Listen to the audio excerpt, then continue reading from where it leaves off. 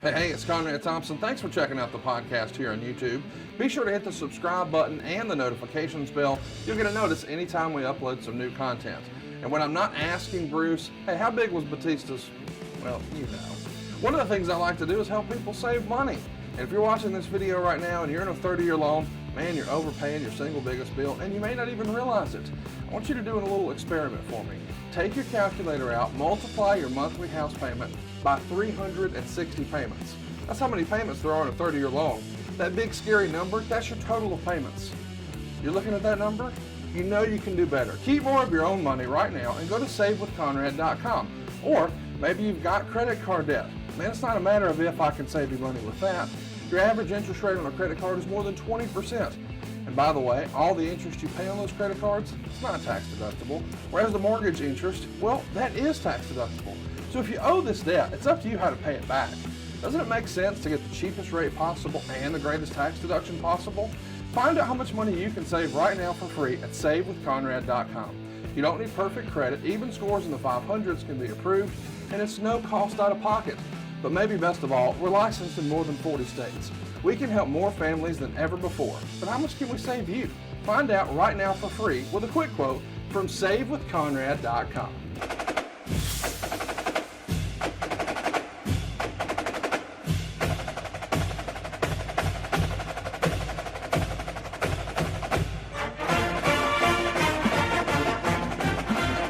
Hey, it's Conrad Thompson, and you're listening to Grilling JR with the voice of wrestling, Mr. Jim Ross. Jim, how are you, man? I'm good, Conrad. You sound like you're full of P&V this morning. Man, I am, and I'm hoping for a little P&V. Let's move on. Hey, we're excited to be back here, and when I say back here, I mean you just returned from across the pond, baby. Yeah, Liverpool. How was it? I'm a little jet lag. It was great. It was great. I saw so many people that I hadn't seen in a long time, and you know, with all these in our business, as crazy as it is, you know, you don't know when you're going to see somebody again. And especially at my stage of the game, I had a great time. It's really nice to catch up with people and how their families doing, their kids are doing, and all those things. And it was just amazing how many people were there that I hired back in the day. It was really cool. So, but it was good experience. I'm really glad that I did it. They treated me good. I think they treated everybody good. So I'll say this, those guys are big thinkers and they're entrepreneurs, kind of like you and me. They got that, you know, they had a plan, and I just hope they did well on it. It looked like they did. So in any event, it was a fun trip. Well, I'm glad you had fun, and I know we're going to have fun today. We're going to be doing a Raw watch along, and man, anytime we get to watch old Monday Night Raw with you, it's going to be a good day. We're going way back to April 28th, 1997, which is kind of fun when you think about it, because as we're watching this today, or as folks are listening to this today, it's the 25th anniversary of this. 1997, man, really important, critical year for the company and wrestling as a whole, is it not? Yeah, it was big, crucial time. But we had, we're just reloading our shells. Vince said, get younger, get more athletic, JR. We got to get some new faces up and running, and so we did that as best we could. But that roster, just I go back and look at it, just astonished at who we were able to sign and put in on the team. So it was a really unique time for us. It was crucial for WWE. All that 97 stuff really led to that march to going public, and so it was a money wise. This period of time we're going to talk about today, and this particular Raw was right in the heart of all that stuff. So it should be fun to talk about. Well, I'll tell you what else is fun to talk about, feeling better. And before you and I went ahead and clicked record today, we talked about feels. Now, maybe you're not familiar with feels. We're going to catch you up, but let me tell you this, CBD isn't about what you feel. It's about what you don't feel, like stress, anxiety, or pain. And Feels is a better way to feel better. You see, Feels is a premium CBD that will help you keep your head clear and feel your best. It's hassle-free. It's delivered directly to your door. You see, CBD naturally, y'all, helps you reduce stress, anxiety, pain, and sleeplessness. And boy, this is important in wrestling and in life. There's no hangover or addiction. You just place a few drops of Feels under your tongue and you feel the difference within minutes. And the thing to remember about CBD is that finding the right dose is important. And really everyone's dose is different. And maybe you need a dose of chill on the go. Well, how about popping one of Feel's new CBD infused mints for a clear headed feeling? And as a bonus, some fresh breath. In fact, Feels even offers a free CBD hotline to help you guide your personal experience to make sure you have the perfect dose. The Feels customer service team is dedicated to making sure you get the best use out of your CBD. And the monthly membership program from Feels really makes that self-care routine easy. You'll save money on every order, and you can pause or cancel at any time. But Jim, you and I were talking before we clicked record. We're a big believer not only in CBD, but in Feels, are we not? Absolutely. And I have a new appreciation for the value of good sleep. And also this will help you. And I've been having issues sleeping, but Feels helps me a great deal. And it's the other thing too, it's just not a generic, it's another one of those CBD deals. This is the top of the line product. And like you said, being able to put a few drops under your tongue to apply it is idiot proof. I'm speaking for myself, quite frankly. So it's worth a shot, folks. And the price is right, the product is right, and you'll see results immediately. I'm telling you, it's something that Lois and Tony are doing. Bruce is doing it. JR's doing it. You'll be doing it too. What are we talking about? Start feeling better with Feels. Become a member today. Go to feels.com/JR. You'll get 50% off your first order with free shipping. That's FEALS.com/JR to become a member and get 50% automatically taken off your first order with free shipping.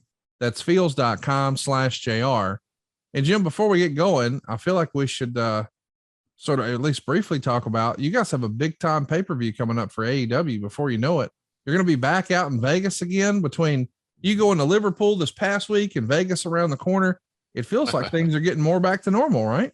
Yeah. The COVID situation is still exists. It's still a important issue to deal with.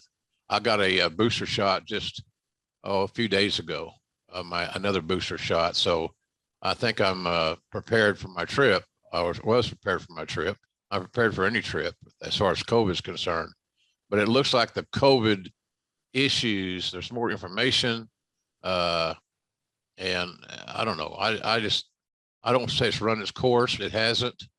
But there's a way to deal with it.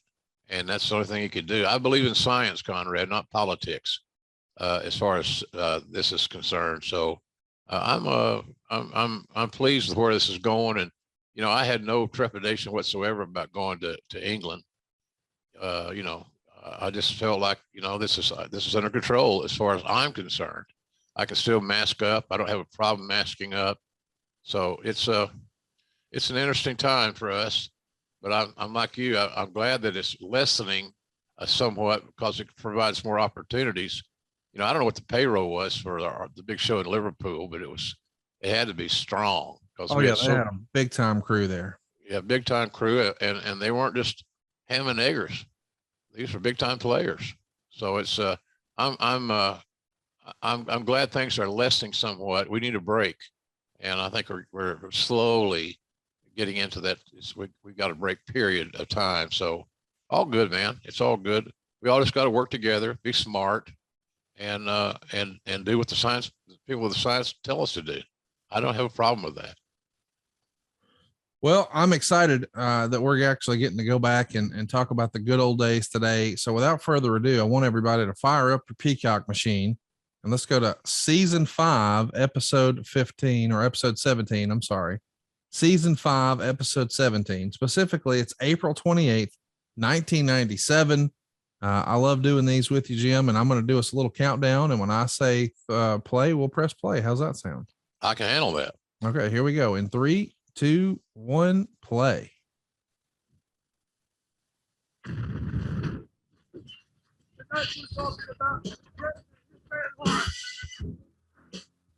don't want to wrestle you, Bret. You come right out here right now in a street fight, and I'll beat your ass back to Canada, and you got 1 minute. You got 1 minute to get out here. I accept. going straight to hell. If I'm going straight to hell, you're damn sure coming with me. Street fight time. It won't be for the weak at heart. Come on. That's a bulldog. That's bulldog. You know.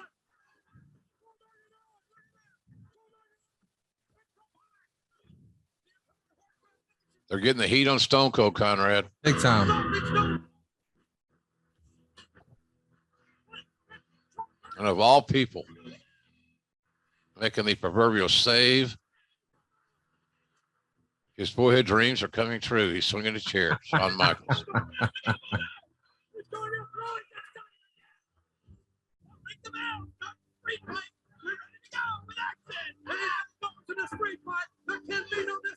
Listen, I know that Jake or not Jake, but DDP and Macho won feud of the year in '97, but this has to be right up there.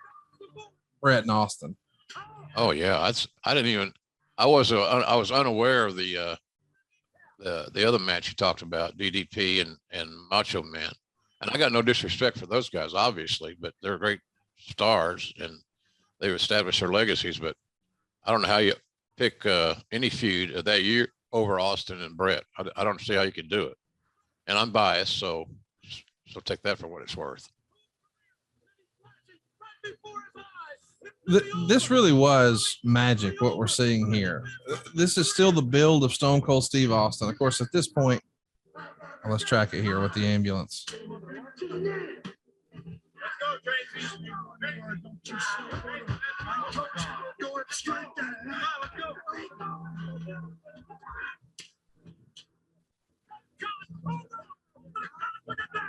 A lot of drama, man.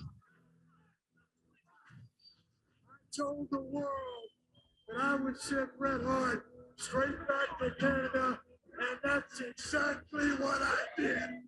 Well, wait a minute. There you go. Hold it.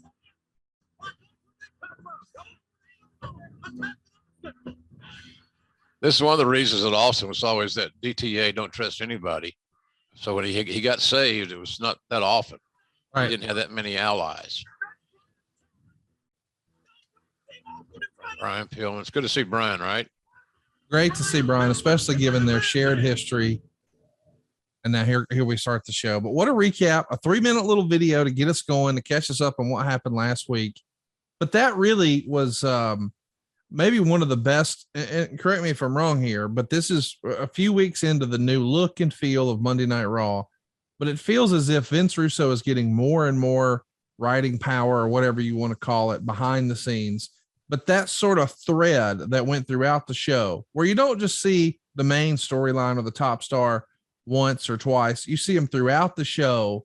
That's ultimately what's going to help you guys win the war with WCW when you do it, not with Steve and Bret, but with Steve and McMahon, right? Yeah. That was with Steve is the key thing, quite frankly. Sure. He was just getting hotter than hell, and people were buying into it. Well, to look at that pyro was really brings back a lot of cool memories. It was an unbelievable change, from just the old open we had with Monday Night Raw with just the giant letters. And now we've got the Titantron and the big pyro and the new entrance and really a new attitude, for lack of a better word, to go from Monday Night Raw to Raw is War. It's a totally different approach here. You got a different feel, different look, strong 18 to 34, 18 to 49-year-old male demographic. That's what we're seeing here. A lot of guys, and there's ladies there too, but the crux of it was we were dominating or still building that 18 to 49 demo, which is still coveted by all wrestling promotions. Yeah. And here we see Brian Pillman coming out. Of course, he's who helped close the show with Steve Austin last week. Now, in real life, behind the scenes, Meltzer would say, Bret Hart underwent arthroscopic knee surgery on April 23rd. At a hospital in Calgary, but his planned surgery to repair his wrist, initially scheduled for 4/24, didn't take place. Hart was told that to have the operation to repair a chronic painful wrist injury, which stemmed from a break several years ago that never healed properly and had bone fragments that needed to be cleaned up, he would be out of action for a minimum of 3 months, and that it would still be susceptible for a future break. because of both factors, Hart decided against the surgery until after he retires as a full-time wrestler. So that explains why we did the whole ambulance deal, because Bret's going to have surgery and take a little bit of a break. Yeah. Let's tag in Pillman here and see what he has to say on the mic. But I'm here to tell you, there's a sensitive side to Brian Pillman. And quite frankly, I'm very, very deeply religious.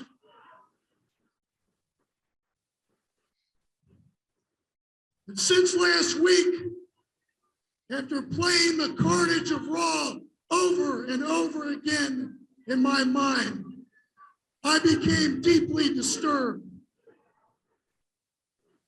Nightmares, sleepless nights.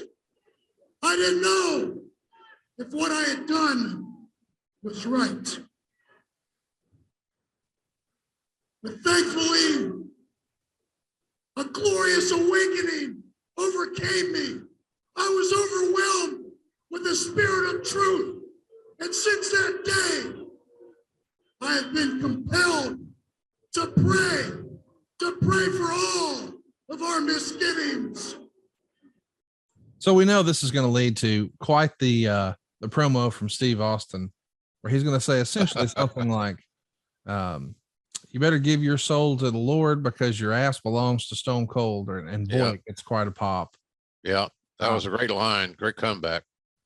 This sort of edging, I mean, this is not something we would have seen just a few years prior.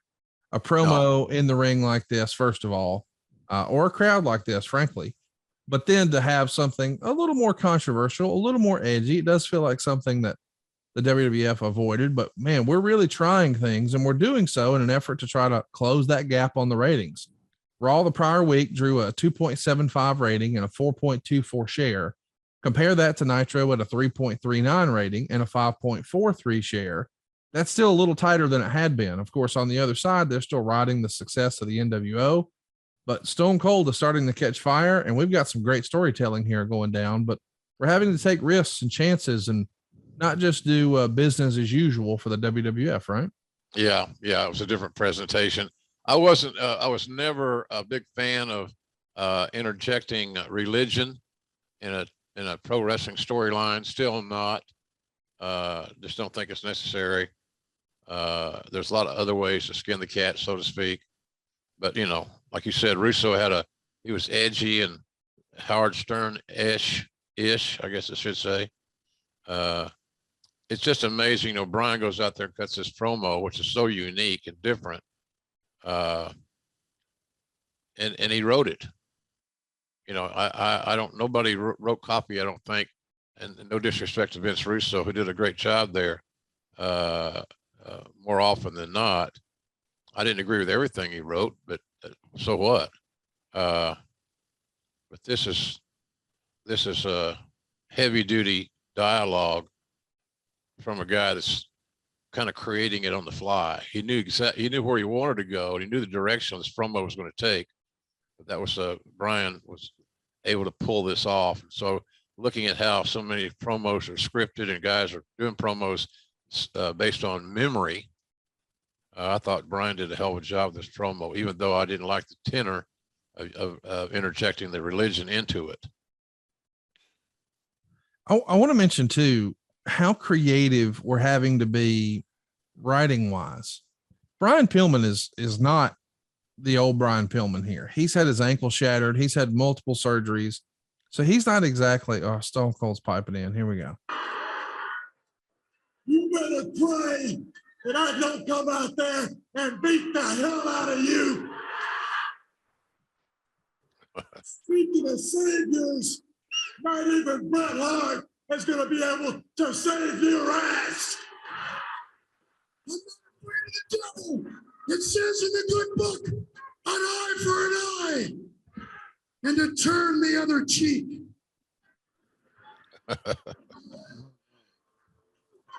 Oh, no, that's not what we expected. Anyway, the point I was trying to make is at this very moment, Sid's out injured, Sean's out injured, Bret's out injured. Pillman's not ever going to be quite the same. Right. But you've got these big stars, and Pillman being so strong on the mic, he's a great addition to the Hart Foundation, especially with Bret on the shelf. But I mean, let's think about it. We're just a few weeks removed, really, from WrestleMania, where Sid dropped the belt to the Undertaker, and now Sid's out hurt. And you had Shawn Michaels, who was originally supposed to be in the headline main event, and he's still out hurt. And Bret, who arguably stole the show at WrestleMania, he too is out hurt. So you have to get pretty creative. If the in-ring component, the bell-to-bell stuff is gone, well, we've got to have a lot of sizzle here, right? Yeah, and creativity. Yeah. I had to have a bigger racer, because trying to book these house shows with a partial roster, live events, what are we going to call them, was daunting, to say the least. So Steve Austin didn't fall for the trap, you know, as Pillman's basically begging him to come out. As soon as he makes his way to the ring, in slide Bulldog and Owen Hart, and Austin knew better, so he dips right out of there. Amongst the 6,617 fans who paid $88,124, Pillman's still not done. Going to be talking about the Hart Foundation a little bit here. Brother Davey, please, we need a moment of silence. We're still in the midst of our prayer.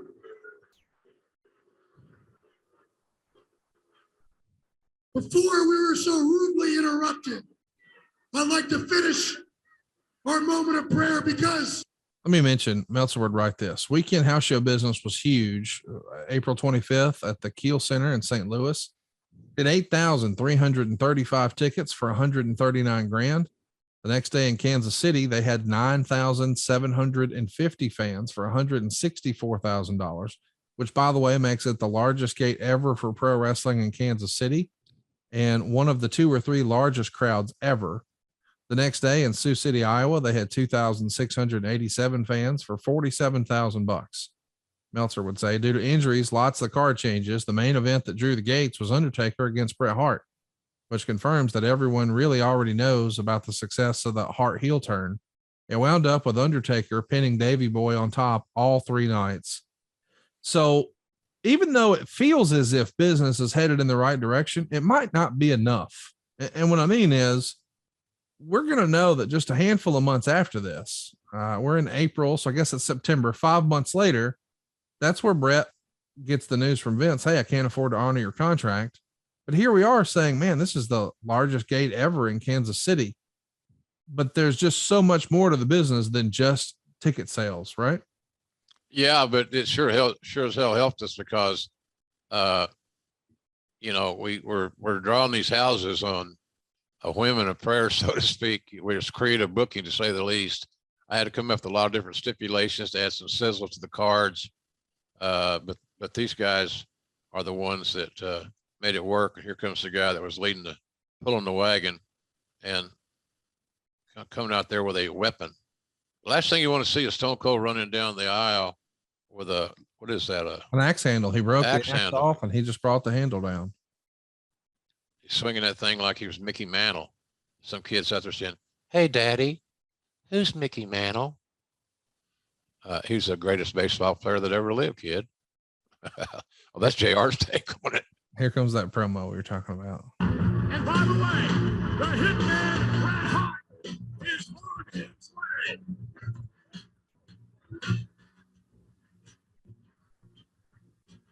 I don't know where the hell you're going, but you better give your soul to the Lord or somebody, because your ass is mine.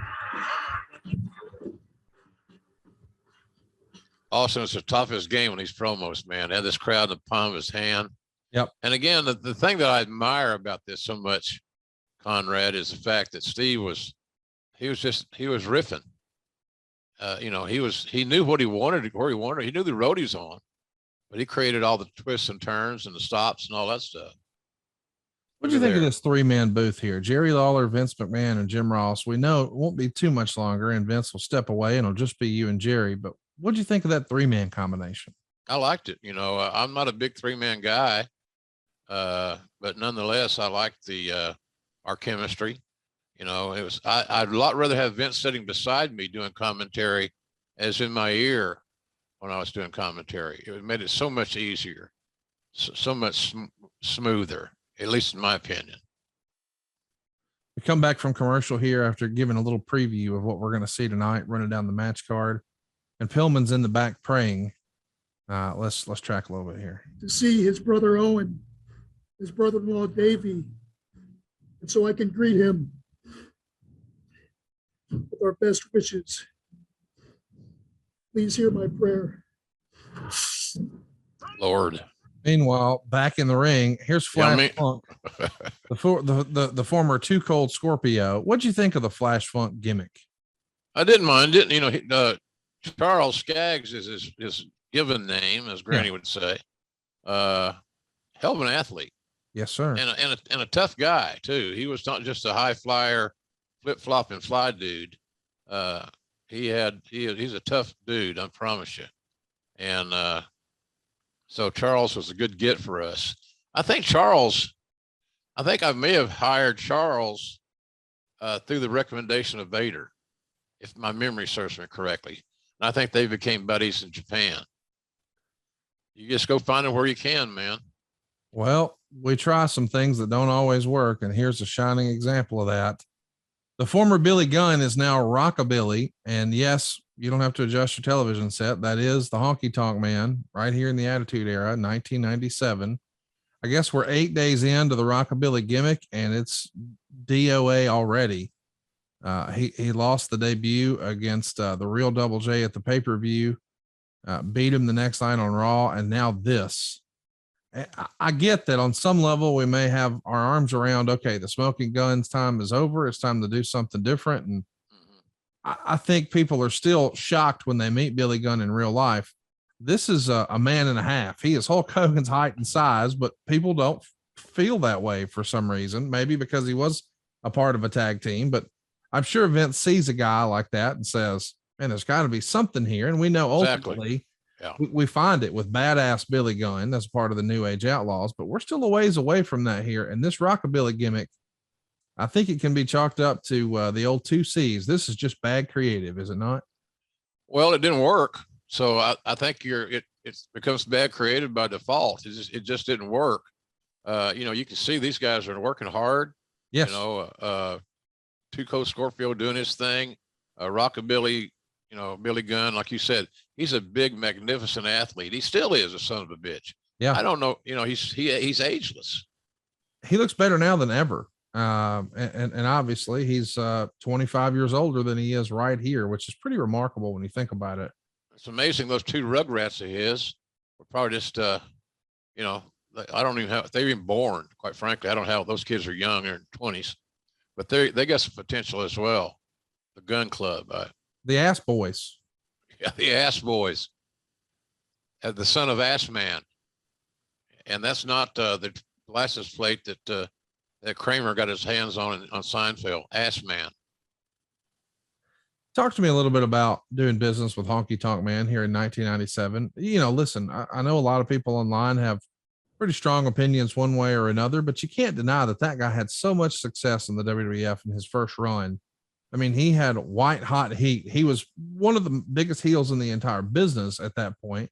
So it makes sense that you would say, okay, well, let's bring him back. He had such success. You try to catch lightning in a bottle, Conrad. You knew that the guy had a resume, or he was very successful and headlined some major events, had great placement on at WrestleManias and so forth, for example. You just hope that there's something that you can, recapture. And that happens an awful lot in wrestling. It's happening. It happens today. I mean, it's not nothing new. So I was hoping that it would click. I did some broadcasting with Honky. He was a natural at it, quite frankly. A lot of guys didn't like him. I had no issue. I've never had one issue with Wayne Ferris. He's just an old school guy. And when you get to those old school guys, the first thing you got to overcome is their lack of trust to the office. And he didn't trust the office, and maybe rightfully so.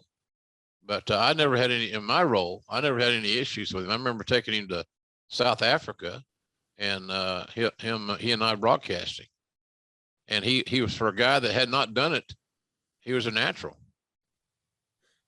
I don't know if you saw, but they just dropped something that was kind of fun there. They ran a little promo at the bottom of the screen that advertised USA's Sunday Night Heat, and it showed all their original programming, like Silk Stockings, Pacific Blue, the Big Easy, all that type stuff. Of course, we know the next year, 1998, the WWF would have a Sunday show also called Sunday Night Heat, which just goes to show you that was actually a USA idea. How about that? Interesting. It never found its audience, but it was interesting. Look at Billy Gunn doing his thing. How would you describe that dancing? Elaine from Seinfeld? Yeah, it was a little Elaine light. Yeah. Cow on ice ish. Like JR and Conrad after too much to drink on a Saturday night. We've all been there. VFW Hall. But see, the thing about Honky, he knew all the mechanics. He had good timing. So he needed to be at the right place at the right time for that old bump to take place, and which led to this. Yep, there's the pin. Flash Funk gets the win, but I think Rockabilly's probably got something to say about that. I haven't seen this in a long time, but I bet that guitar over in the corner comes into play. I'm just guessing. You reckon? Yeah. Well, that's the old deal where you got a light roster. You're not sure who's getting over, who's not.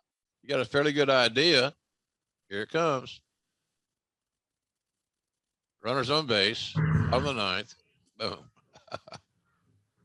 So, but the point is, I was going to make is, you get a babyface a win, and you blow all the heat off of them for the win with this. So, Well, that was a pretty, I wouldn't say it was a hard guitar shot, but if you're looking to make a harder shot, can I recommend BlueChew.com? It's time to dig yourself out of that winter hibernation, boys. Spring is here, and it's time to get sprung with BlueChew. That's right. This episode is sponsored by BlueChew. And guys, confidence can take you far in life. It can also help in the bedroom, especially when it comes time to step up to the plate. And that's where BlueChew comes in. BlueChew is a unique online service that delivers the same active ingredients as Viagra and Cialis, but in chewable tablets at a fraction of the cost. You can take them anytime, day or night, so you can plan ahead or be ready whenever an opportunity arises. Now, the process is simple. Sign up at BlueChew.com, consult with one of their licensed medical providers, and once you're approved, you'll receive your prescription within days. And here's the best part. It's all done online. So no visits to the doctor's office, no awkward conversation, and no waiting in line at the pharmacy. BlueChew's tablets are made in the USA, prepared and shipped directly to your door, all in a discreet package, but there won't be anything discreet about your package with BlueChew. So if you could benefit from extra confidence when it's time to perform, BlueChew can help. And we've got a special deal for our listeners. Try BlueChew free when you use our promo code JR at checkout. Just pay $5 shipping. That's BlueChew.com. The promo code JR to receive your first month free. Visit BlueChew.com for more details and important safety information. We thank BlueChew for sponsoring today's podcast and JR's Wiener. Jim, you've been a big fan of BlueChew for a long time, have you not? Yeah, because it works, Conrad. It works. It's not a gimmick. And I'm a very satisfied customer. I had to pack an extra carry-on just to take the BlueChew with me to England. Brother didn't want to run out just in case something arose that he needed to address. So, but seriously, folks, it's a hell of a product that works. And I know you've heard all these little jokes and people laughing about, it helps your erection and all that, erectile dysfunction and all these things. But the issue is it does work, and it does give you confidence to complete your task with your significant other. So, and at this deal, my God, it's free, except you pay $5 shipping and handling. So all the questions you may have had, does it really work? Well, for $5, you can find out. And trust me, when I say it really works. I can't recommend it enough. Check it out right now. BlueChew.com. The promo code is JR. And Jim, let's get back to the program here. We'll do a little countdown here in 3, 2, 1, play. And we see referee Jack Doan and Mike Chioda trying to talk some sense into Rockabilly, who for some reason has baby powder in his guitar. I love that it gives you a great visual, but it never made a whole lot of sense to me. Why exactly is there baby powder in a guitar? I guess for the visual effect. Of course. I don't know any better reason. So in other words, I don't know the reason. I just think it's funny that, you know, it does look great as a visual, but in reality, Lord, it would have absolutely no sense for there to be. Yeah, right. Speaking of no sense, how great is this? We see Hitman here, fresh off knee surgery in the backstage area. Something I want to say, I just don't know if they're going to listen. So let's go. They're going to hear it anyway. Sure. Yeah, we're going to go. Let's go. Owen. Gorilla Monsoon taking a look over his shoulder. And of course, Owen and Bulldog are going to ease the Hitman out to the ring. We see him in the backstage area. We're going to a commercial break. And when we come back, he's going to be in the middle of the ring doing a promo. And Meltzer would say Bret Hart arrived in a wheelchair and did an anti-American interview, which was his weakest television interview since the turn. And this is really the beginning of Bret turning up the gimmick regarding being anti-American. And it's pretty revolutionary here because he's going to be a babyface in the rest of the world, but a heel here in America. I don't think that was something that had been done very often, if ever, in wrestling at this point, right? Yeah, it's pretty unique. Yeah, it was pretty unique that in the border was the line of demarcation. There's a little shot of the surgery. Yeah, it's a real deal, man. Check that out. Now introduce to you the former four-time World Wrestling Federation champion, ladies and gentlemen, Bret the Hitman Hart. So you get the big boos. And by the way, Meltzer said it was his weakest interview. I think it's a really strong interview. We're going to track some of it.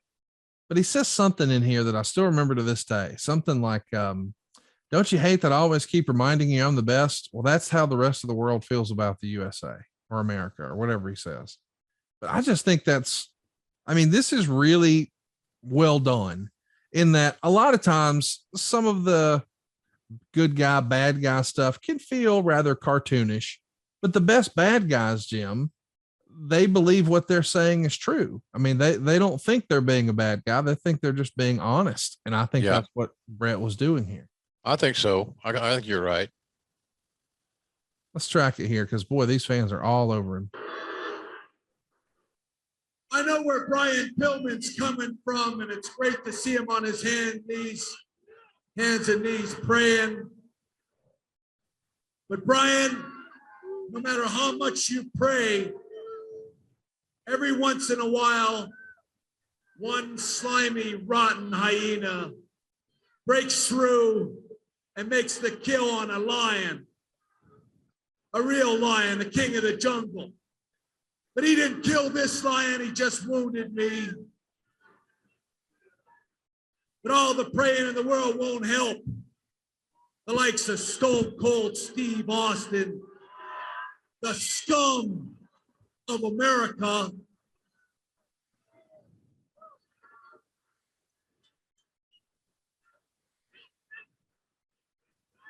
You know, I realized last week when I was wrestling Stone Cold Steve Austin that it wasn't just one hyena, because hyenas don't hunt by themselves. It's a whole pack. That's what you signify to me. You're all just a lousy, rotten pack of lousy, stinking hyenas. Yeah, he's testifying. America, the American wrestling fan. You're a disgrace around the world. Around the world, they'll still appreciate heroes, and they appreciate someone who stands up for the truth. And that's exactly what I stood up for. I was a real hero, and I stood up and I told you the truth. What did I get for it? All those years of service, what did I get? I found that lousy, stinking creep in the ring trying to rip my leg off, trying to end my career.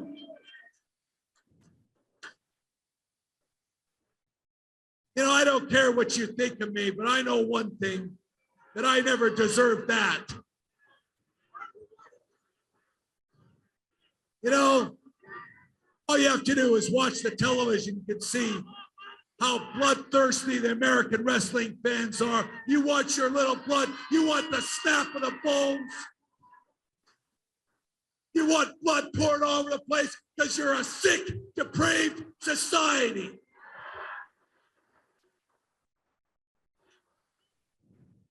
I think this went a little long. Yeah, it is going a little long. Well, I knew it would come down to this sooner or later. And I've had to lower my standards and lower myself to that same ilk so that I could prove, as I always have and I always will, that I'm still the best there is, the best there was, and the best there ever will be.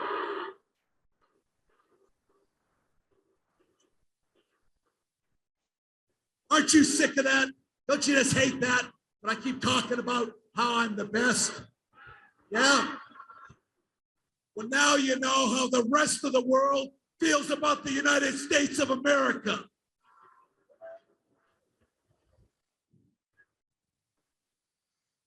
I'm just going to say one thing. I'm back. I'll be out of commission for a little while. Go ahead and chant your USA. My mother's American. Stone Cold Steve Austin, these are your people. That's fine. The way I look at things, that ambulance that brought me here tonight better stay real close, because I can promise not just the likes of Stone Cold Steve Austin, but scum like Shawn Michaels, before this night is over, maybe we could get you a nice ride to the hospital where you people can drool and bulge your eyes and grind your teeth and clench your fists at all the violence and gore. But this time, the Hart Foundation will be giving it out instead of receiving it. And Stone Cold Steve Austin, not only your days, but your hours and your minutes are numbered.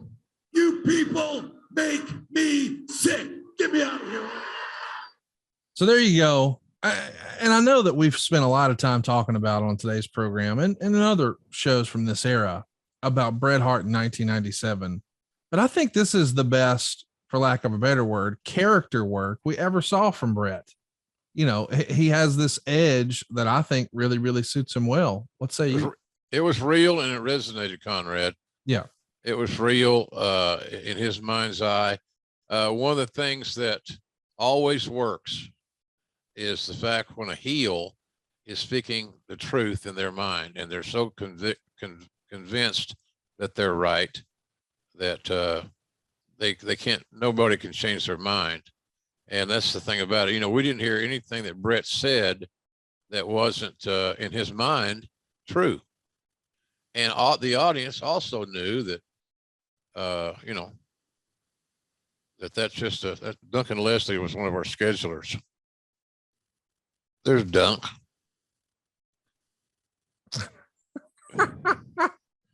Look at this commercial. But recently, he seems to be coming out of his shell. It's Vader time!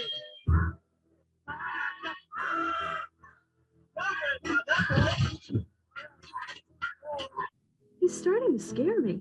It's probably some post-mortem thing.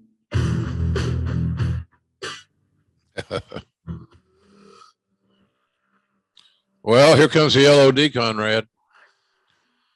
Yeah, we're trying some different things here. You know, LOD came back in early 1997. They're going to get, as Bruce would call it, a fresh paint of coat in time for WrestleMania 14. But we're still trying some things here and hope that we've got the Road Warriors of old. And I think we're actually going to see a replay where Henry Godwinn, unfortunately, suffered a broken neck from the Doomsday device, which has always been one of the scariest looking maneuvers. I recently talked to Jake and DDP about their finishing maneuvers, the Diamond Cutter and the DDT. And I asked, was there ever a finish that they were hesitant to take? And boy, they did not mince words. The Doomsday device was not something they were tickled to do. Yeah, a lot of guys had those thoughts. You had to hit it just right. Your timing had to be impeccable, or the worst thing you could think of is going to happen, and that could be a broken neck. And well, I tell you what, if you set Henry Godwin down, you know you've done something, because he was one tough old bastard. I'll tell you, big, rugged dude. Sure was glad to have him on our team. And I was glad to have these two guys on our team too, Furnas and Lafon. Dirk Furnas and Phil Lafon, only going to make it 3 minutes and 46 seconds here. Let's hear their promo. WN. I don't know. I can't figure it out.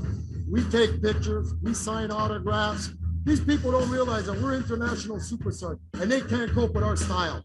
And Doug, what do you think the major difference is between your team and the Legion of Doom? I'll tell you the biggest difference is we're professional wrestlers.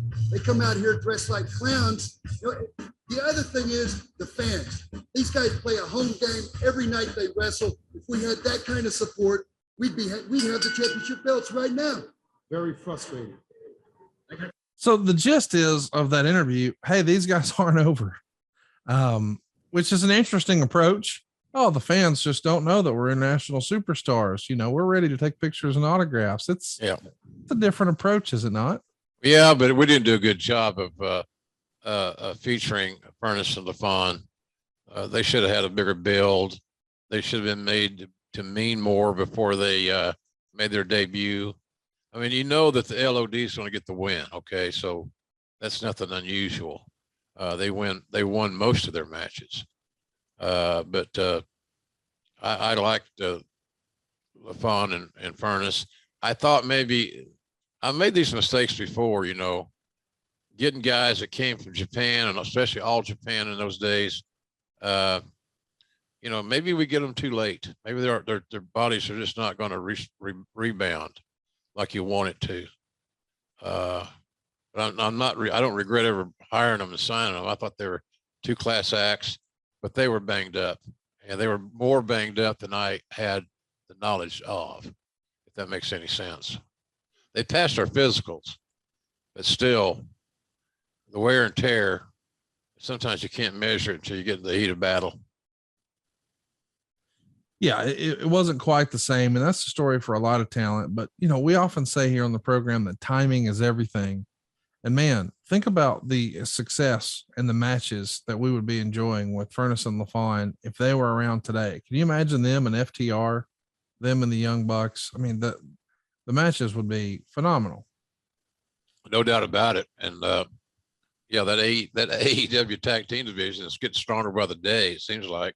And these guys would have fit perfectly into that in that mix.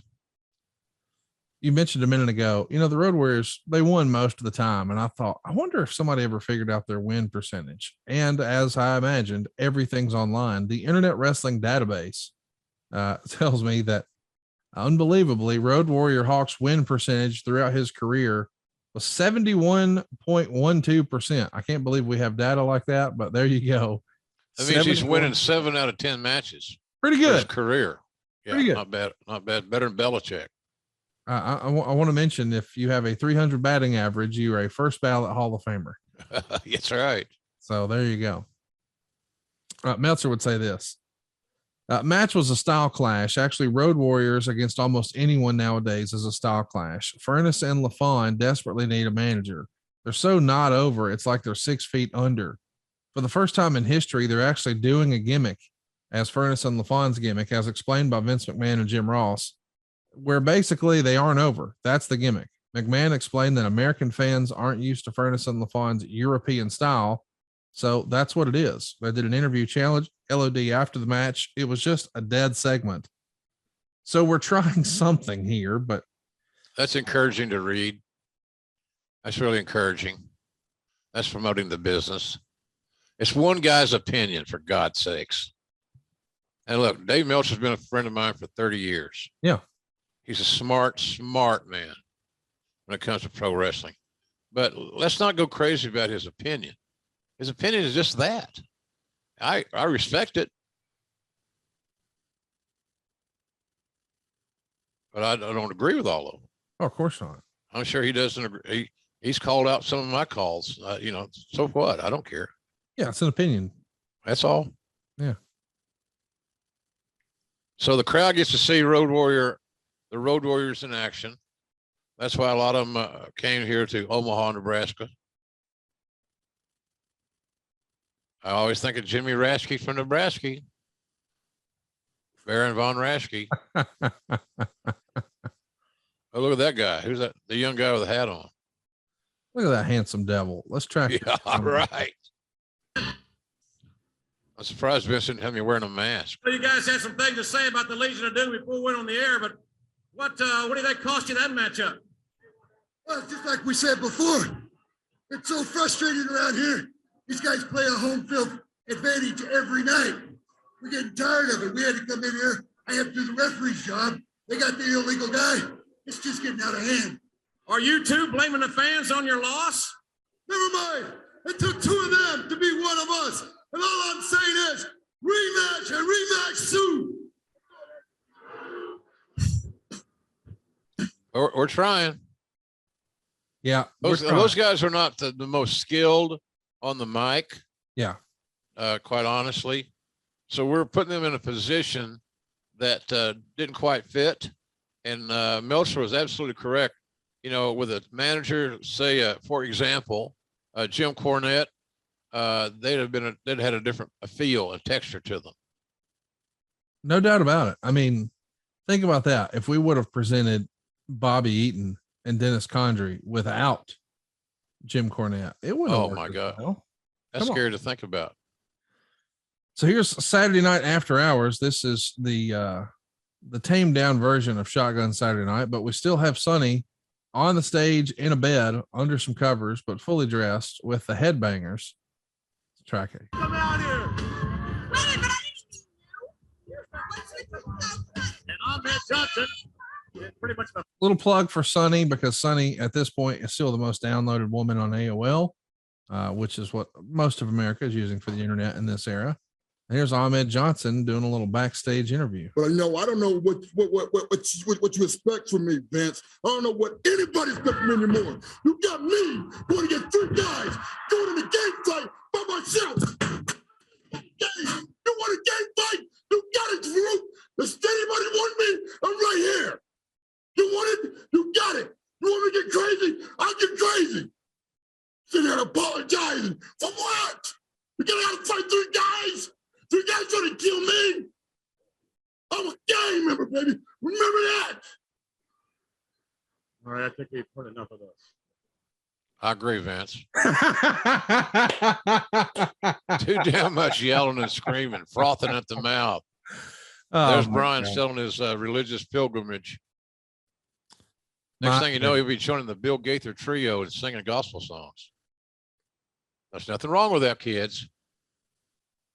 I want to mention, as we're seeing Brian Pillman, he's praying for Owen to win the Intercontinental title here, because Owen is going to be taking on Rocky Maivia on the other side. That's right. The Rock, before he was, well, cool. We're doing everything we can for Rocky Maivia, but it's just not resonating or connecting with the crowd. And perhaps he was just miscast at first, but eventually he, finds his voice, finds a rhythm, gets going, and he's, he or the wrestling business are never the same. But some of these other talent we've talked about today just didn't happen that way. No, well, that's the difference in Rock and 99.9% of the other people in this business. And we did all we could, because my God, you got Stone Cold who's put together with baling wire and glue with all his damned injuries. And, we were looking for a better support system for Steve, and booking him with Owen, or Rock with Owen. We knew Owen would take care of Rock. Owen's promo abilities were underrated. I'm so happy we're doing an Owen Hart Foundation tribute and so forth in AEW. It seems like Owen has been forgotten too long. That's just my take on it. And I love the guy. He was one of the most enjoyable guys I knew to manage in a talent relations role. I want to mention on the other channel, Monday Nitro has an interesting lineup. Dane Malenko is going to be defending his U.S. Heavyweight Championship against Prince Ikea. Six will be defending his Cruiserweight Championship against Juventud Guerrera. Chris Benoit will be in singles action against Lord Steven Regal. I'd like to watch that one. Then we got a tag team match with Lex Luger and the Giant taking on the Amazing French Canadians, and a singles match with Steve McMichael and the Barbarian. On paper, when you lay that out, it feels like this is a much bigger and better show, but boy, momentum in sports and in television and entertainment is a real thing.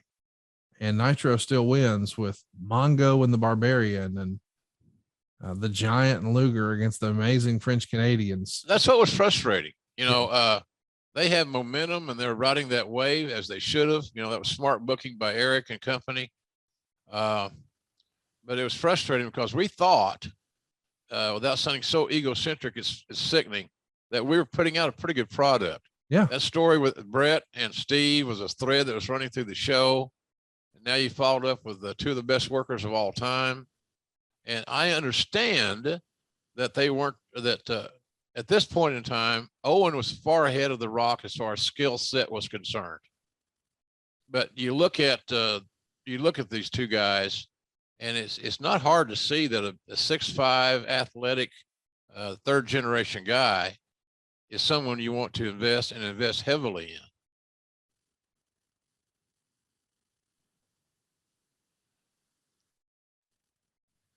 So we got the Rock here doing his thing with Owen Hart, and as we mentioned, the Rock is not quite yet the Rock. He's still Rocky Maivia, but he does have success not only in the ring but outside of the ring. Of course, the Young Rock, as we're recording this, is still on NBC. Have you had a chance to catch up any of the Young Rock? Oh yeah, it's on my DVR list. I tape Young Rock every week.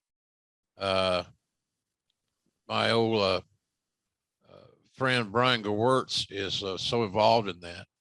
I'm going to be doing some work with Rock's company coming up soon. Going back and look at the territories. I'm not sure the platform is going to be airing on, but I was really happy to have the opportunity to participate. It'll be a nice little gig. I think I'll be joined by Jake, Michael Hayes, and Ted DiBiase. We're going to look at the Mid-South territory first. So should be fun. Rock is a great example of being successful as hell. And one of the reasons is that he has surrounded himself with like-minded people who have great product knowledge.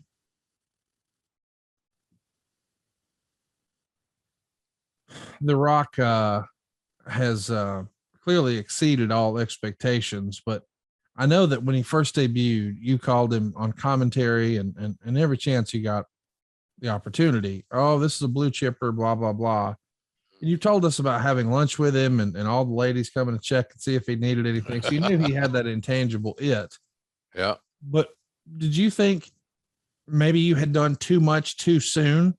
Because that is a story we'd seen with a lot of folks in wrestling where they got too much too soon and it never really connected. And we know he ultimately did. But when you saw people chanting "Die Rocky, die," and it just wasn't working as well as you guys would have hoped. Yes. Well, no, of course not. He was a babyface, positioned as a babyface, and you bring him to the ring and you got fans chanting "Die Rocky, die." Your babyface thing's not working. You don't have to do a marketing study to figure that out. But he's we miscast him in that deal. It's not a big deal because he hit the ground running with the Nation of Domination, and the Nation of Domination did everything it was supposed to do. It created individual stars, and including the biggest star of all in Dwayne Johnson. But sometimes you just don't know. And the audience, we've kind of preconditioned the audience to be, a little combative and all that stuff. So I don't know, man. I'm a big believer that sometimes you got to try something because you think it's going to work. It feels like it should work. All the boxes are checked. So here's something you don't see a lot anymore, Conrad. Working a body part. Rock is selling as if he is in great pain, and I'm sure that he was in this world. But Owen is just such a great heel. The body part is the left leg. I like that. It just ties the story together. Nice small package. I read in Dave Meltzer's obituary of Scott Hall where he talked about how he being Meltzer had a conversation with Sean Waltman about how Scott really taught Sean how to be a television wrestler, saying specifically, when you're working with an enhancement talent, don't just hit him with all your moves. Right. Grab a hold, because that gives the announcer an opportunity to stop calling the action and start putting you over. Exactly. And that is such a little piece of wisdom, such a valuable little nugget, but I'd never seen it in black and white like that before. And it just made all the sense in the world. And so now it stands out like a sore thumb whenever I see, as you said, look at Owen grabbing a hold. Well, that allowed you guys to put these guys over, right? Yeah. Oh, yeah. Yeah. It's just logical. You got to find your spot to deviate from hold by hold to get back to the story and to get back to putting these guys over. Looks like Owen's going to be setting up the sharpshooter here. Oh, Rock grabs him by the hair. That wasn't very baby face like. Well, he's in desperation mode because he feels the match is slipping away. Hopefully we were telling that story to some degree. Because that was the psychology they were utilizing. Desperation for the young baby face whose Intercontinental Championship was at stake. Big brother Bret and brother-in-law Davey up on the stage. It's a nice scene. And it's that Hart Foundation thread that it started at the very beginning of the show with Austin and it's now continuing. Davey showed a lot of passion there. Sometimes we didn't get what I thought. Sometimes we didn't get enough passion from Davey because he's so good. He can be so good.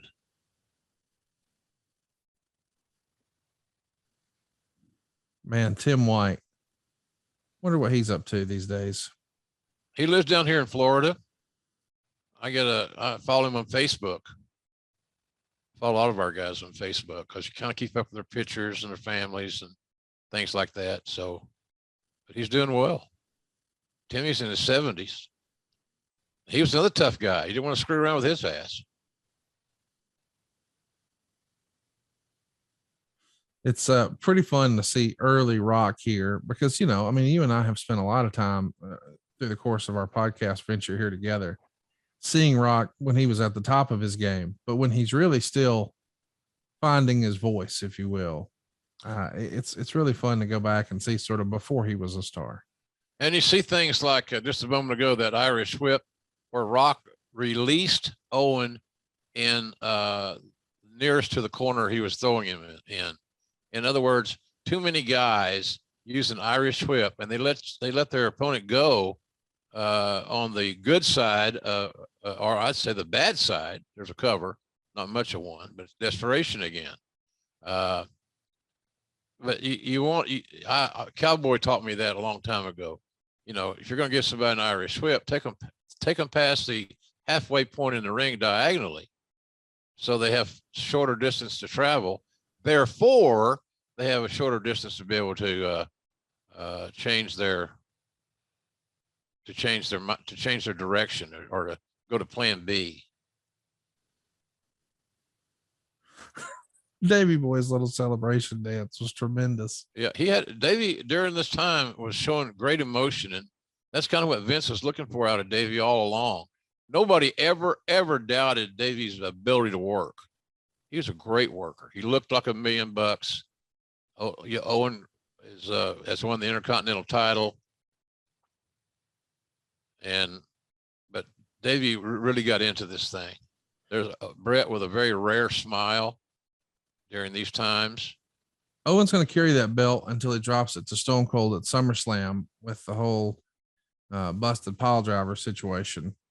But this is a big moment for Owen, and it's got to be a bit of a teachable moment for Rocky Maivia. He came in won the title arguably too soon, too much too soon. Fans were rejecting him.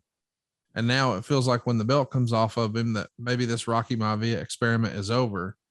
Do you know if anybody, whether it's an agent, someone from the office, a veteran, would anybody have had some sort of conversation with a young Rocky Maivia to say, now listen, Dwayne, don't get down on this, blah, blah, blah. Of course, Pat Patterson. There you go. That's your answer. Simple, straightforward. I even like the fact you've got, here comes Austin in a wheelchair and the axe handle. You know, Pat's character has a role in Young Rock now, and it's pretty cool. No doubt about it. They're taking a commercial break, so we will too, Jim. Let's press pause in 3, 2, 1. I'm sure Rock was sleeping good that night because he got the little vote of confidence from Pat Patterson. But if you're not sleeping so good at night, let me recommend Chili Sleep. Science tells us the best way to achieve and maintain consistent deep sleep is by lowering our core body temperature. You see, temperature controlled sleep repairs your muscles after a hard day's work and improves your cognitive function, so you always start your day feeling sharp and alert. Now, Chili Sleep makes customizable, climate-controlled sleep solutions that help you improve your entire well-being. Chili Sleep makes the Uller and the Cube sleep system. These are both hydro-power, temperature-controlled mattress toppers that fit over your existing mattress to provide you your ideal sleep temperature. These are luxury mattress pads that keep your bed at the perfect temperature for deep sleep, whether you sleep hot or cold. These sleep systems are designed to help you fall asleep, stay asleep, and give you the confidence and energy to power through your day. Imagine waking up and not feeling tired. Chili Sleep can make that happen. So head on over to chilisleep.com/JR to learn more and save 30% off the purchase of any new Cube or Uller sleep system. Now, this offer is available exclusively for Grilling JR listeners only for a limited time. That's Chili, CHILI, sleep.com/JR to take advantage of our exclusive discount and wake up feeling refreshed every day. And Jim, I got to tell you, before I started using Chili Sleep, I slept like 6 hours a night. With Chili Sleep, I'm sleeping 7, 8, 9, sometimes 10 hours. And I have bright, vivid dreams. I'm not tossing and turning. I'm not getting up and going to the bathroom. Chili Sleep has been a home run for me, and I know you love yours too. Yeah, it's just so one of those deals. I mentioned this here on the show time to time. Why didn't I think of that? Yeah, it's such a common sense approach and idea. You know, who wants to wake up sweaty? And their sheets damp and all those things. I don't. So this is a way to avoid that. Get REM sleep. And that's where you get those, we have a lot of sleep clients here on our show. Yeah. And one of the reasons is that we've all finally realized that getting a good night's sleep is imperative. It's not an option. It's, well, maybe it'll work or maybe I should get better sleep. Of course you should. You want REM sleep. I know that for years I didn't dream. I dreamed in black and white. And you're getting REM sleep when you dreaming in color. Seriously, it sounds crazy, but it's a fact. So if you want to sleep better and you don't want to wake up sweaty and uncomfortable and tossing and turning and all that stuff, this is your solution. It's so simple that you wonder, can it work that well? You're damn right it can. So give it a shot, folks, and you won't be disappointed. Check it out right now, chilisleep.com/JR. And Jim, let's get back to our program here. I'll press play in 3, 2, 1, play. Hey, folks, it's time to take your podcast game to the next level. And you certainly want to get your almighty push. My God, we have to have a push, right? We'll get that over to adfreeshows.com. Now, I'm telling you, if you're a fan of Grilling JR, adfreeshows.com has the entire episode library, and it's got no ads. 0 ads, zilch, none. Ad-free and on video starting at just $9. Did you hear what I said? $9. You spend more than that at Starbucks, for God's sakes. 2 mornings. But that's not all, folks. We got tons of bonus content, including my after-hours roundtable, where drinking was involved with Eric and Tony. You simply will not find a better value in all of wrestling. Hey, look, don't make me go red ass, because by God, you know I will.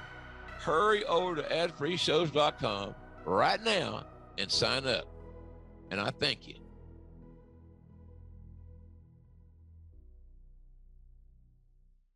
And looks like we're going to be coming back from a commercial break there as well on Monday Night Raw. And we're starting hour 2.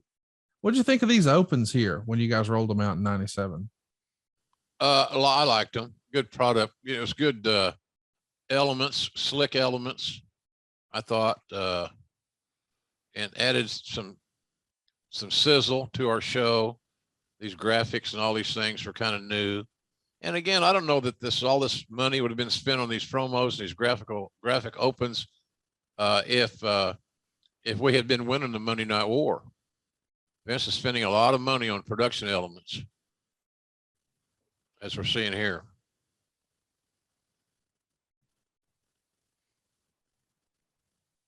It's a special time for Monday Night Raw because, we're at maybe the height, maybe not quite yet the height of the Monday Night War, but there are 2 shows that we're doing. We're doing Raw and Raw's War.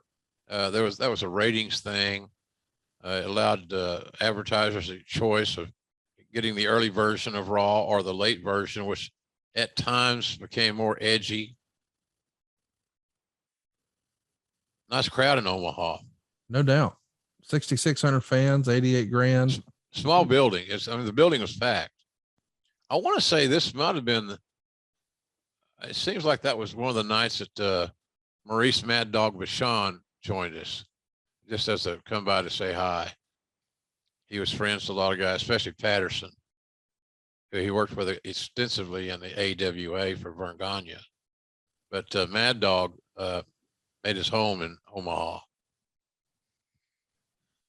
So let me ask about the Owen title change. It was written in the Observer that the initial plan was for Owen to win the Intercontinental title at King of the Ring instead of here. Do you know why it was moved up? Was it just failed experiment with Maivia, or was it more a matter of, hey, we need to put a little more steam on this Hart Foundation? Well, it's a bigger audience. You got a hugely larger audience on Monday night than you're going to have on a pay-per-view.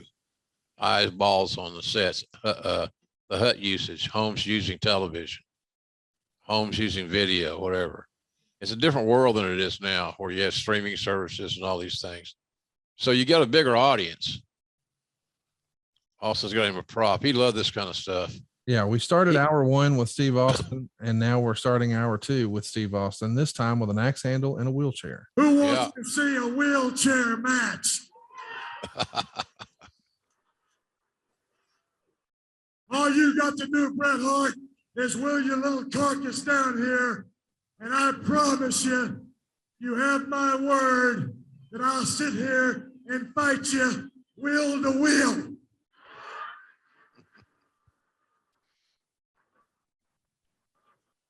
I take that back. I ain't gonna promise that because I'm a lying SOB. I'd come out of this wheelchair, stomp a mud hole in your ass, and walk it dry.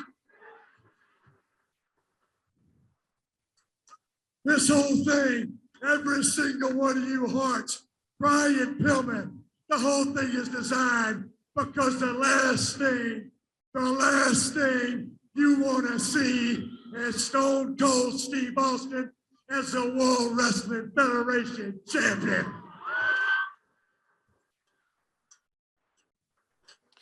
Here's talk about my people. Harder than donut grease, man. And see my people.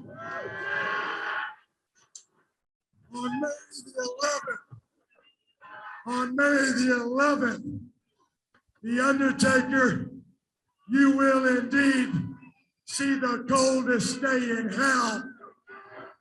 Because come hell or high water, 4, 5, 10, 15, or 20 hearts, I'm gonna be there and I'm gonna whip the Undertaker's ass. You're looking at the next WWF champion, and that's the bottom line. Because Stone Cold says so. It's Stone Cold Steve Austin. You know that ambulance that I rode in tonight? Well, before the night is through, you will be riding in it, all busted up in pieces, and that's the bottom line.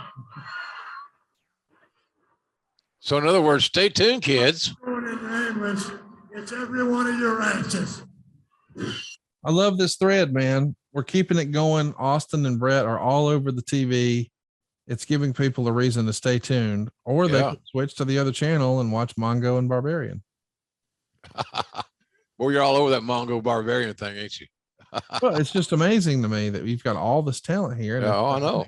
Look at here. Speaking of talent, His war, yes, he's back in the United States. Let's show you why, ladies and gentlemen. He was held against his will in the country of Kuwait, as we take you now to footage from Good Morning Kuwait.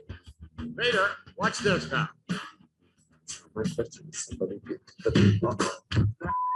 fake, huh? Does that feel fake?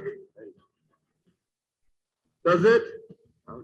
Why don't you come down tonight, and before I kick him, I'll kick your. Okay. All right.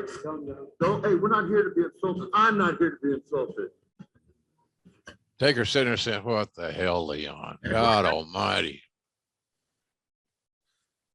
well, it was kind of old school to defend the business, but boy, he was not loving the way that played out for him, was he not? No, none of us were. I can tell you, if I was on the phone once during that period of time about this matter, I was on the phone 50 times. And thank God Jerry Briscoe was over there to keep the rudder in the water, so to speak. He went way above the call of duty, to say the very least. So I thought our 3-man did, but we're see how things have changed. We're how tight quarters, fans right behind us. Whether the only thing I used to get really pissed when people that grab my hat or slap it, or it was just so annoying. Now they got more room. Seeing a package here on Shamrock. And so I'm going to work to be the best, to challenge myself. It's another chapter in my life, and it's a different challenge. On the threshold of his greatest challenge, Shamrock relishes the opportunity. And I can tell you this, the WWE is going to be the biggest challenge I've ever had yet, okay? Because I'll tell you this, it's not just going in and wrestling. The whole tree that goes with it. It is going to be probably the most difficult thing that I've ever tried to do. The brief glimpse of Shamrock has been nothing short of impressive.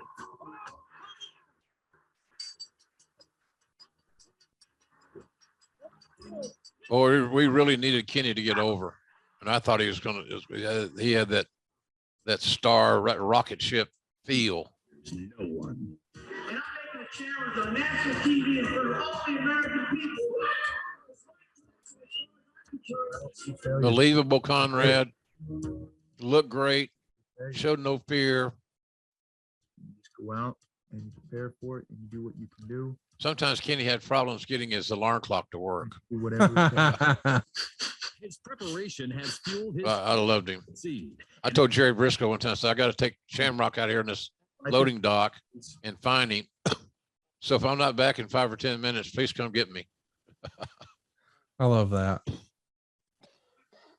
Well, he's getting ready, of course, because he's going to have some matches with Vader that people are still going to be talking about 25 years later. But I like this sort of old school package, showing him training, showing him with his family, and then showing the sit down. This is, how they used to build superstars in the 80s, but it still worked here in the 90s. Yeah, and it will work today, Conrad. Yeah, people are, especially today, where people want more information. Yes. They feel a need for the information. Connie, I need dirt. Meltzer called that video.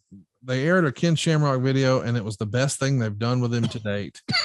And this is something a little different. It's the Road Dogg. Working hard on the go, but the hands on the clock keep spinning too slow. If I never hear this song again the rest of my life, you'd be good with it? I'll be very good with it. So we saw him before as the roadie. Of course, the original plan was we were going to reveal that he was the real singer.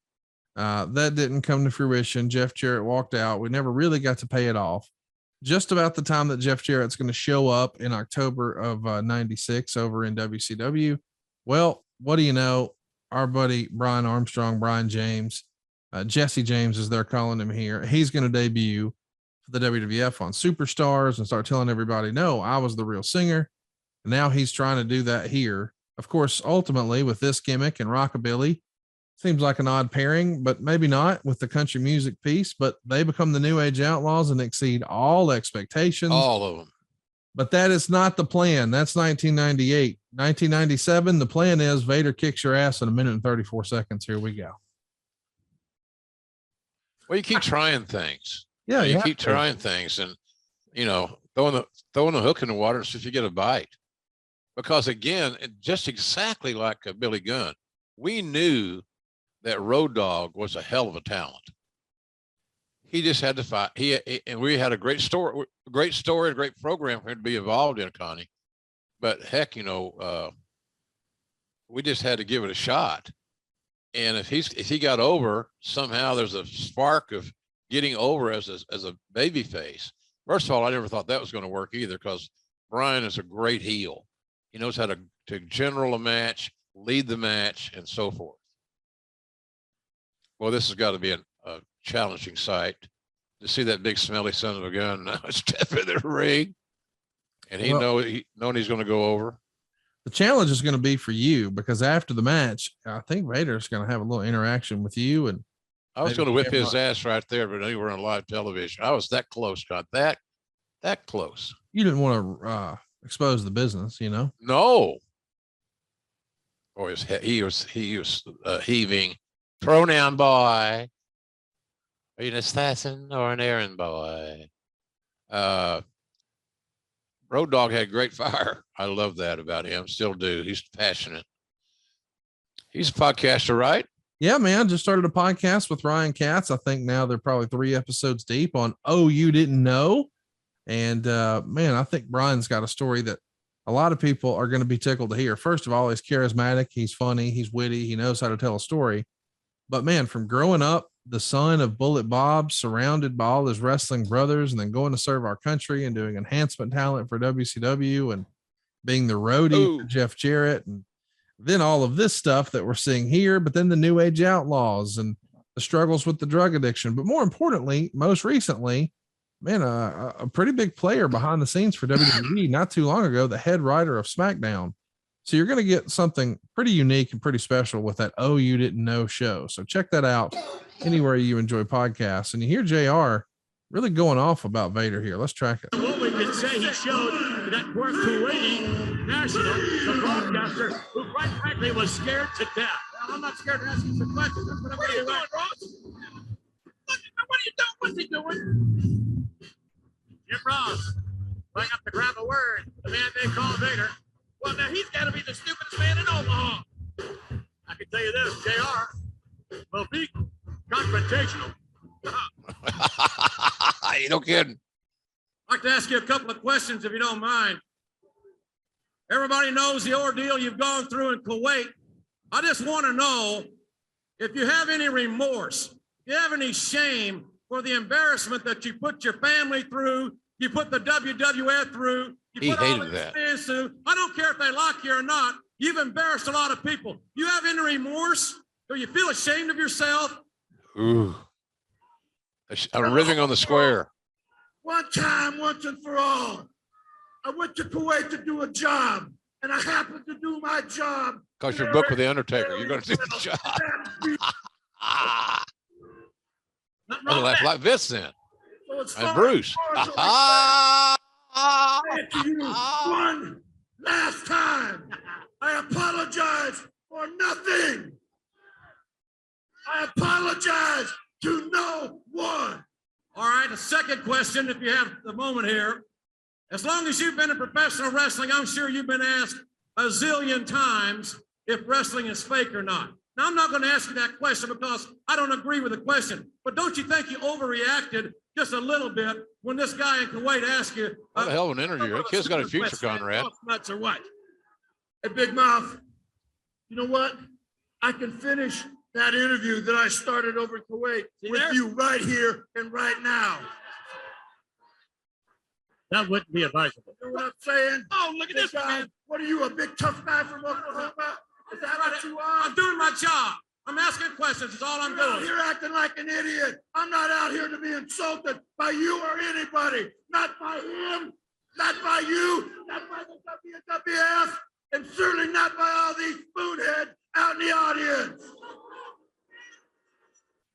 just doing my job, asking a question. Don't you think you overreacted?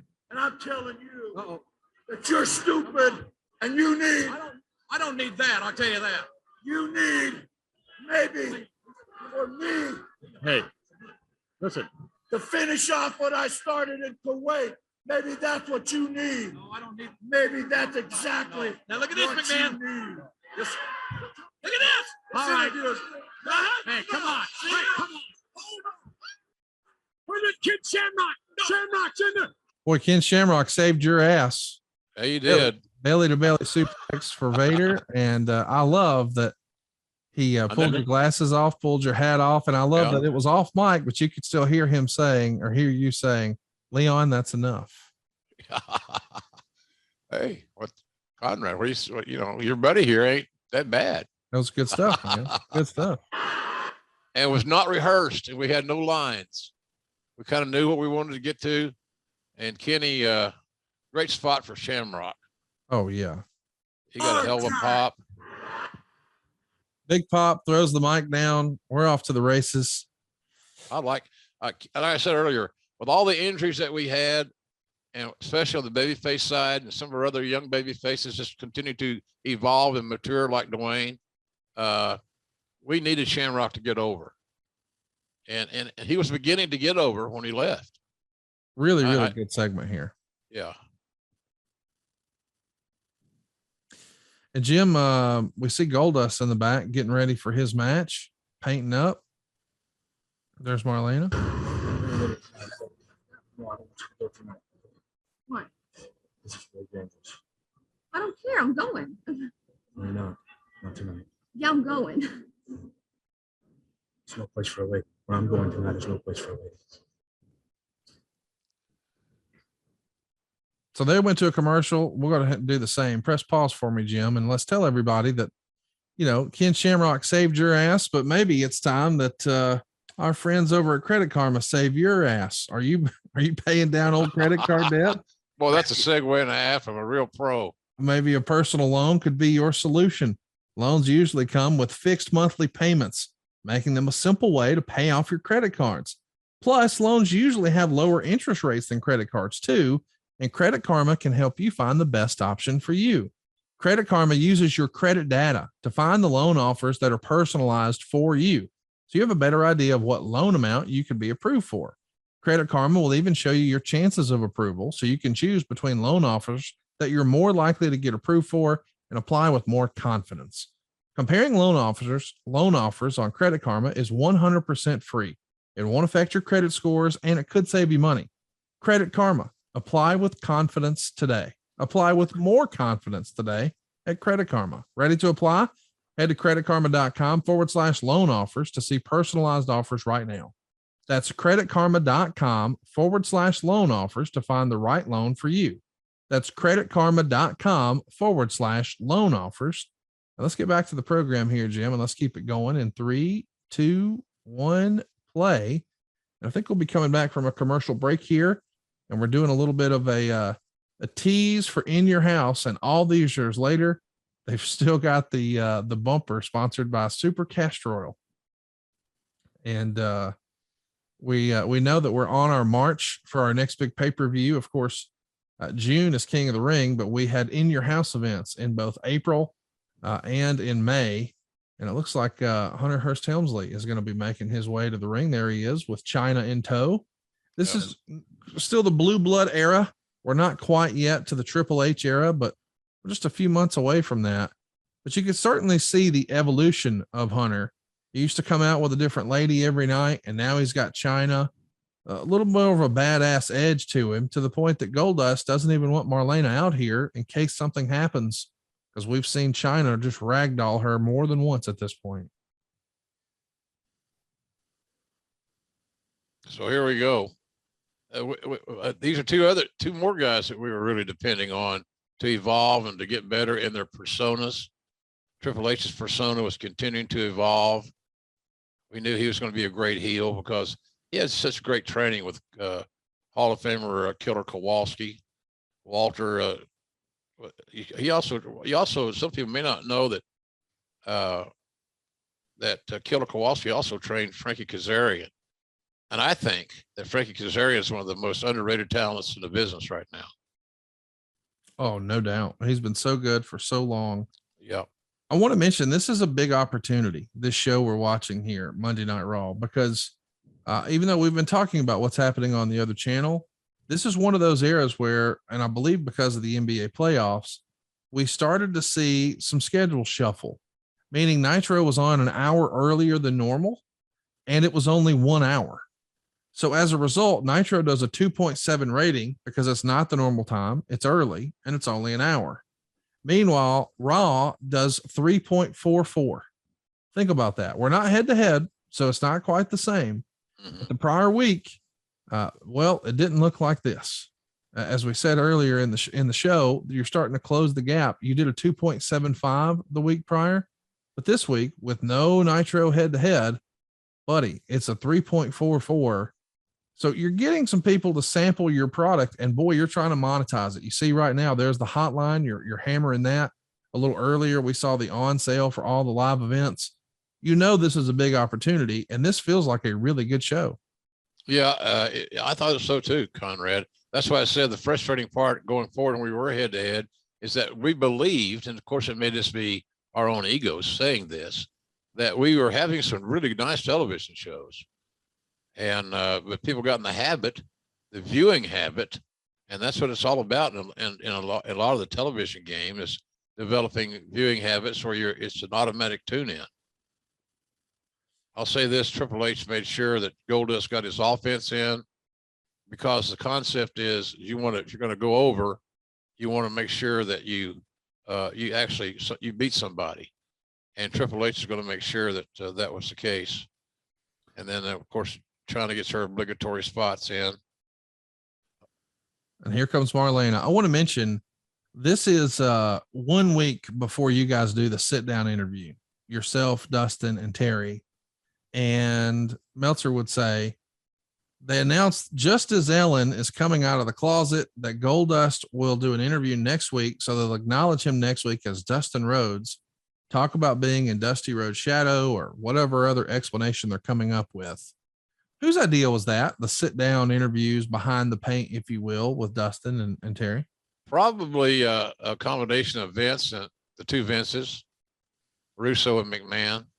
And, I enjoyed doing them. I thought I had that was a good place for me to be at certain times, doing those sit downs.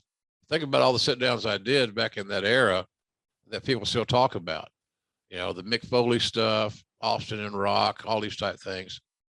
So it worked, and they were good. Well, I think that interview took a little while too to get done. Well, it obviously, the success of that interview led to a series of sit down interviews with Mankind. And I think even Foley would say all these years later, that was a critical turning point for his entire career, those sit down interviews with you. Yeah, it worked, and give Mick the credit. I threw out some questions, but that whole thing was an ad lib. The Foley interview with myself was just an ad lib. One thing about China, she was very imposing looking. Nobody else had her to look. $1 million look for sure. Yeah. Too bad how her life ended. Lord knows I spent a lot of hours with her in her last days in the company. I felt bad for her. There's the powder in the eyes from Marlena to China. She had that planned out. Not going to ragdoll me today. Well, you ought to. So of course, China now thinks that that she's choking out Marlena. She's actually choking Hunter Hearst Helmsley. I'm sure they weigh about the same. Yokozuna makes the Observer here. Yokozuna was contacted about coming back with all the injuries, but he's on blood thinning medication. So if he were to suffer an accidental cut, the blood wouldn't clot, and it could be really disastrous. No word on when he'll get clearance to return. And we know in reality, we've seen the end of Yokozuna in the WWF, but that conversation just feels like something that would never happen today. It's a better class of athlete these days, it feels like. Yeah, and better checks and balances medically. No doubt about that. Nice work here by China and Triple H. Yeah, I don't know. I thought this was a good marriage. The thing you couldn't do is have a mixed tag, because that would have been ridiculous. Undertaker interview here on the Jumbotron. Let's take a listen. By JR, any remorse, Undertaker, for the actions last week of Paul Bearer? Well, no man deserves to have the flesh burned from his face. But there is an old saying, the one who covets the flame ends up being burnt. Indeed. World Wrestling Federation title at stake, Stone Cold Steve Austin, your opponent, in less than 2 weeks' time. What about it? Stone Cold Steve Austin, he seems to have quite a bit of momentum built up. But you understand this, Austin. If you come in distracted, you may leave in far worse shape than what a wheelchair will take you. Son, you may just rest in peace. So Austin is going to be the main event challenger for the world title at the next pay-per-view against The Undertaker. But that's not really where Austin's focused. He's focused on Bret, and The Undertaker's focused on Paul Bearer. So some nice little... There's Brian back. Still praying in the backstage area. This time, of course, praying for something big in the main event. It's going to be the British Bulldog challenging The Undertaker. Let's talk about something real that we've never talked about that was in the Observer, as we see another commercial here for the... How many stars did you get? I'm kidding. Spanish language announcer Hugo Savinovich, 38, was fired after being arrested at his apartment in Stamford, Connecticut on charges of possession of narcotics, child neglect, and possession of drug paraphernalia on April 24th. Stamford police arrested Savinovich and 2 companions when they investigated in his apartment and found malnourished 5 and 6-year-old children in an apartment lined with cockroaches and crack cocaine vials. All 3 adults were held on $20,000 bond. When the WWF was asked to comment, they said Savinovich no longer worked for the company. This is a story that really flew under the radar, but here it is in the Observer. We've never talked about it. What do you remember about hearing about this story and the bad news here? This is a real bad judgment on Hugo's part at that point in his life. Thank God he's changed. He's mended his ways. He's clean and sober. He's doing some religious work. He just made some bad mistakes. And I thought very uncharacteristic of him. I didn't know him. We didn't hang. We weren't lunch buddies or anything like that. I saw him at TVs. But man, I was shocked. He just didn't seem like that kind of guy. And, but you know, he's a product of the wrestling business. And sometimes those byproducts are not very, very charming, quite frankly. I was shocked. Bulldog doing a little mic work here. You introduce me to my beautiful wife, Diana. He is my inspiration. Bret, I'm gonna win this match for you and become the World Wrestling Federation champion. So just so you're keeping up at home, Bret and Owen are already the tag team champions. Earlier tonight, Owen just won the Intercontinental title, and now Bulldog is going to try to make it a clean sweep, a grand slam, if you will, and win the world title from The Undertaker here in our main event. Of course, we're going to get a return here. Jim the Anvil Neidhart is going to come back, join the company, and be a part of the Hart Foundation. Whose idea is it to bring back Anvil? It's been said over the years by Bruce Pritchard that this was usually a conversation that happened where Stu would call Vince. Is that the way you remember it? Oh, that happened a lot. You know, Vince had a lot of respect for Stu, and you know, the Anvil have been kind of off the radar, and it's the same thing. There's been 3 guys we've talked about in this show that you want to see if there's lightning in the bottle: Billy Gunn, Road Dogg, and the Anvil. God, I remember the first time I met Jim Neidhart. He was brought into the Mid-South by Cowboy, largely because he was a world-class shot putter, and Cowboy's youngest son, Micah, was a highly regarded track and field athlete prospect. So when Anvil was not in the ring, he was oftentimes at Watts' house there in Bixby, Oklahoma, helping Michael Watts learned the more technique and so forth as a shot putter. So you just hope that, all the issues that they allegedly had before they made their last departure was behind them, and now they are getting a second chance. Will they take advantage of it, or or not? So, but the other thing too is that we're running so deep in this Hart Foundation thing that, Anvil and Bret were, they're married at the hip for a long time. Oh yeah. So, and of course, Anvil's Bret's brother-in-law. I mean, it had checked a lot of boxes, but I'm not so sure that Stu didn't have a phone call in that one and asking Vince to book Anvil. Stu had grandchildren, there's grandchildren to take care of, and his daughter and all that stuff. So I admire that in Stu. I had a lot of fun hanging around Stu from time to time. The reason Jim is coming back, or at least it's speculated in the Observer, is because Brian Pillman is still not ready to return for in-ring action.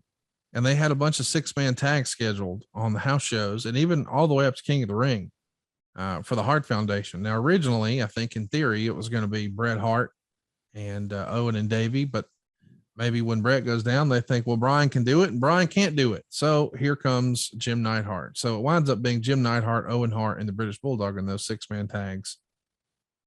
It worked out very well because it got us to Calgary to the Stampede.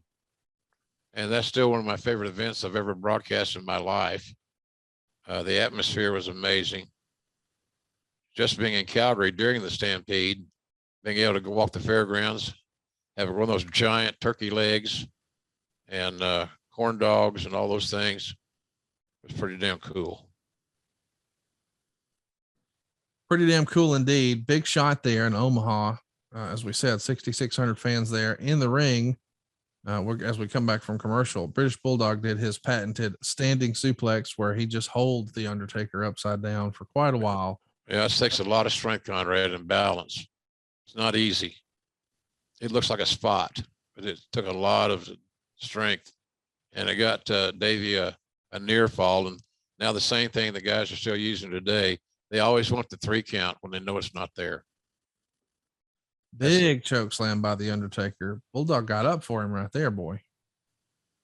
Well, he's the Clint Eastwood, is this guy in black. Oh, and enough. That's enough. So now we're going to get a DQ, of course. The Hart Foundation double teaming the Undertaker. But I bet, since we've promised and been promised all this ambulance talk, we're going to see something here. Let's track it. Like a pack of wolves. They're carrying the gold. They're carrying the hate for the Hart Foundation.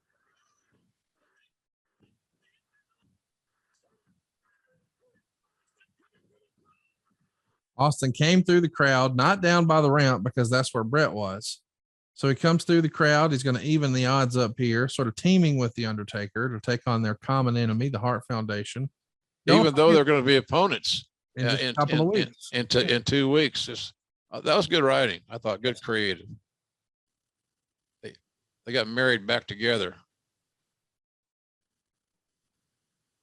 Really a well done program here. Very entertaining, but we're not done. Of course, Austin in his full blown DTA character, he may have been out here to save the Undertaker, but now he's grabbed the Undertaker's belt and he's reminding everybody, this is what I'm all about. This is why I'm in this thing.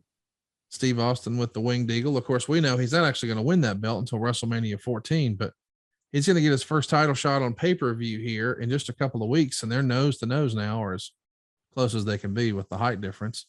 Undertaker and Stone Cold. And there it is. Stone Cold Stunner for the Undertaker. He's doing a little celebrating, but I have a feeling the Undertaker is going to do one of those patented Undertaker sit-ups. You think? Double birds for the Undertaker. And there it is. The goozle, if you will. Maybe a choke slam with Steve Austin's name on it. You betcha. Man, this was a great TV show. Not bad, man. And the thread took us from the beginning to the end. Austin started it, crossovered it, and then ended it. It looks like he's a little worse for wear, but then he stands up and realizes, wait a minute. The Hart Foundation's been ran out through the crowd. Bret Hart's in a wheelchair at the top of the ramp all by himself. He looks back at the Undertaker, looks back at Bret, and says, I'll deal with you in 2 weeks. And he starts making the approach to Bret, and Bret knows what's coming. He gets up out of the wheelchair. He's got the crutches. Austin takes his shirt off. Great TV here, man. Love that shot too. Shot from over Bret's shoulders. You can see Austin making that slow walk up the ramp. A lot of drama, man. There's a lot of drama. Fans are going nuts, anticipating what they thought was going to happen here. And the end of Bret Hart could be a moment away. And darn it, that big nasty rhino Jim Neidhart makes the save. That Rhino is still a good talent. Phenomenal. And now you see Bret really opening up on Stone Cold with the crutches. Austin takes a tumble off the stage. What a way to finish Monday Night Raw. Where you started. This is good writing. Fantastic. It's also fantastic the amount of money you can save over at savewithconrad.com. I want to read a 5-star review here from conradreviews.com. And listen, I know what you're thinking. It's going to be hard to tell the wife, hey, we're going to do our mortgage with that podcast guy. Well, here's the thing. In real life, I'm Conrad, the mortgage guy, man. I've been doing this for over 20 years, and I want you to read some of our 5-star reviews. Show them to your wife. Don't take my word for it. conradreviews.com. Here's our man, Evan. He had this to say after a 5-star review. We were saddled with a big tax payment this year, and we're stressed looking for possible solutions to come up with necessary funds to pay it. One conversation with Conrad led to us doing a cash out refinance that same day, which not only got rid of the tax burden, but it also helped my wife and I pay off both of our credit cards where we've been carrying the same balance for more than a decade. We even paid off both of our car loans and put about $15,000 into our savings. This is a huge financial relief for my family and I. It was a quick and easy process. Jimmy was great. Can't recommend First Family Mortgage enough. Check it out, guys. SaveWithConrad.com can help you tap into your newfound equity. All of a sudden, if you've been a homeowner these last few years, your house is worth more than ever. But if you've got other debt hanging around, whether it's a credit card, maybe it's a car loan, maybe you just need to do some improvements and remodeling around the house, now's the time to do it. The Federal Reserve is saying they're going to continue to raise rates this year. That means 6 more increases is what we're in store for. Lock in the best rate you can right now and take advantage of this. Evan's going to save a boatload of cash. How much can you save? Find out right now for free. You don't need perfect credit or money out of your pocket at savewithconrad.com. And with some of that money they're saving, Jim, they should probably check out jrsbbq.com, right, dude? That'd be all right with me. Yeah, we'll fan the fire here, or more selling. Yeah, absolutely. Grilling season's here. Obviously, it's for Conrad and I. It never goes away. We're perpetual grillers. Oh yeah, I did yesterday. And I love it. That's my favorite time of the year, to be able to get out back and grill. I miss my outdoor kitchen in Oklahoma. That's one of the reasons I get back there a little bit more often. I'm going to be getting back there a little bit more often. That and the COVID situation being somewhat relieved, even though I saw where Philadelphia is going to you have to wear a mask in Philly. But you know, that's not going to be the last city that does that. So anyway, we got all these gift packs, gift boxes. You can buy 1 bottle of sauce, or you can buy a package of 10, whatever it may be. Great ideas for gifts. And, but I personally would appreciate just, you know, I say this all the time, and I truly mean it. Number one, with Jan and my mom's memory in front of the mind, up front, I certainly appreciate everybody checking us out. And as I say, it costs nothing to look. So get stocked up, get ready to rock and roll. And if you got a wrestling fan in your world, any occasion, birthdays, anniversaries, Father's Day, whatever it may be, we think we got something that's good for you. We know we do. It's jrsbbq.com, and we got something great for you next week. We're going to be talking about The Rock's 1996 and 1997. Stay tuned. Lots of more fun coming your way each and every week right here on Grillin' JR. with the voice of wrestling, Mr. Jim Ross. Thanks for listening, everybody. We're grateful and we appreciate you. And we'll see you next week.